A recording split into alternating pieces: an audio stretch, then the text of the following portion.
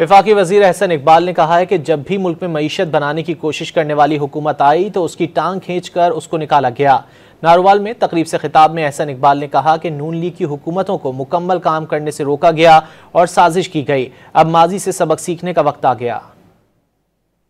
मुल्क के अंदर ऐसी हुकूमत आई है कि जिसने मुल्क की मईशत बनाने की कोशिश की है, उसकी टांग खींच के उसको निकाल दिया गया।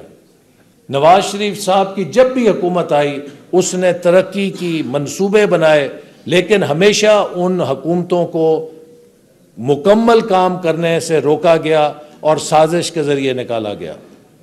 अब वक्त आ गया है कि हम अपने माजी से सबक सीखें और इस मुल्क को आगे ले जाने की खातिर हर किस्म के फसादी अनासर से पाक करें। आज एक सियासी जमात मुल्क के खिलाफ, मुल्क के इदारों के खिलाफ, मुल्क की फौज के खिलाफ जिस किस्म का जहर उगल रही है, अगर आपने अपने मुल्क के सलामती के इदारों को कमज़ोर कर दिया तो आपका हाल भी वही होगा जो इराक का है, जो शाम का है और जो लीबिया का है।